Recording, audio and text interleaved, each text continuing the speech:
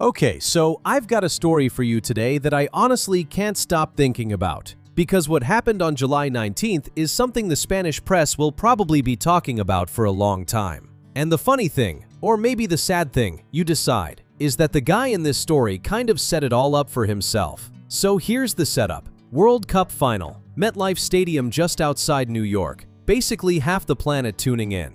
And who opens the ceremony? Shakira. Yep, her. She walks out, and all 90,000 people in the stands just get to their feet. The whole place is chanting her name. The lights, the dancing, the vocals, all of it. A queen, honestly. And you'd think, okay, big star, big show, nothing new. But the real story isn't even about her. It's about who wasn't in those stands. And who wasn't there was Gerard Piqué. The same Piqué, former Barcelona captain, World Cup winner, a guy who spent his whole career playing for Spain. And here's his country hosting the final, the biggest event in 4 years. And he supposedly couldn't even get himself a ticket. Now, this is where it gets interesting. Spanish media reported that Piqué apparently tried pretty hard to get a seat in one of the VIP boxes, made calls, asked around, reminded people who he was. And the answer, from what they say, was no. Which is kind of wild when you think about it. A World Cup winner, in his own country, and he can't get in.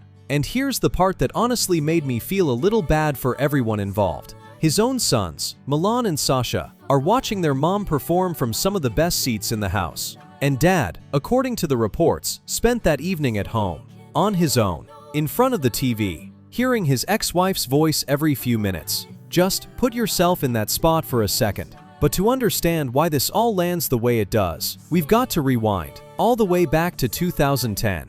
Because that's where it started. World Cup in South Africa. Shakira sings that famous Waka Waka. Piqué lifts the trophy, and the two of them fall for each other in front of the entire world. A proper fairy tale, honestly. But let's be fair about who lifted whom here. Shakira was already a global superstar at that point. Stadiums from Tokyo to New York, the whole thing.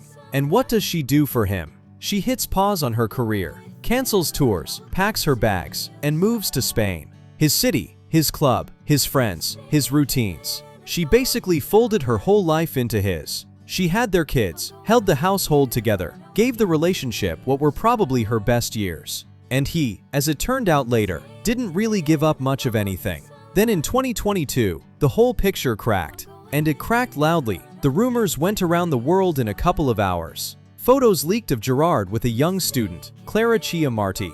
So while Shakira was home with their kids, he had, by all appearances, already started seeing someone else. And now my favorite detail, because it's honestly like something out of a movie. You know how she figured it out? Not from a phone call, not from a conversation, from a jar of strawberry jam. I'm serious. Neither Gerard nor the kids ate that jam. And she comes home from a tour and the jar's empty, which means someone else had been quite comfortably staying in her house while she was away. And that jam story ended up in headlines everywhere. You've probably come across it. And the breakup itself, she didn't even hear it from him. Piqué never really found the words, so the media told the story for him. He just left her with the kids, an empty house in Barcelona, and a pile of unanswered questions. Now, most people would have been knocked flat by that, but not Shakira. She did the thing that only real artists seem to pull off. She took all that hurt and turned it into a song. I didn't have time. It was the husband fact. Now I'm husbandless. But yeah, the husband was dragging me down. Now I'm free. Yeah! Now I can actually work. Yeah, now you can work. Yeah. Oh my gosh, you were so funny. It was called BZRP Music Sessions number 53, her track with BZRP. And it blew up basically overnight. She said everything pretty directly in it. The whole line about trading a Ferrari for a Twingo, a Rolex for a Casio.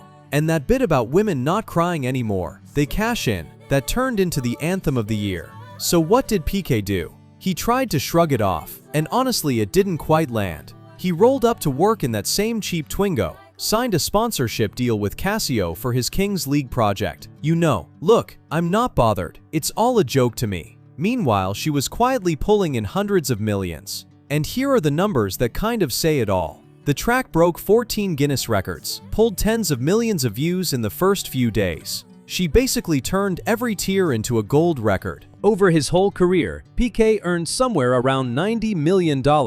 and his business ventures are valued at maybe 80 million. Comfortable, sure. But here's the thing.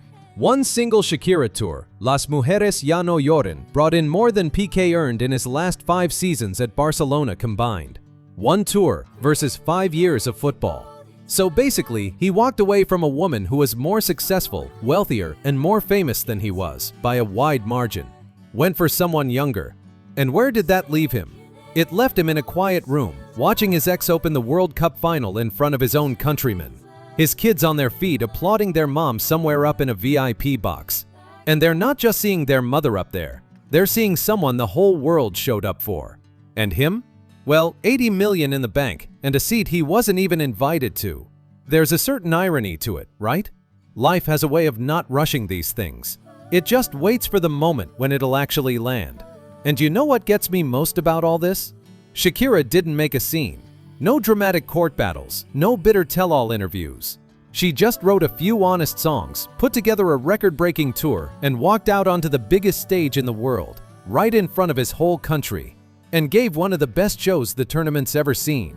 So tell me, what's the better answer to being cheated on? A big loud scandal or a quiet, out-of-reach kind of win like this one?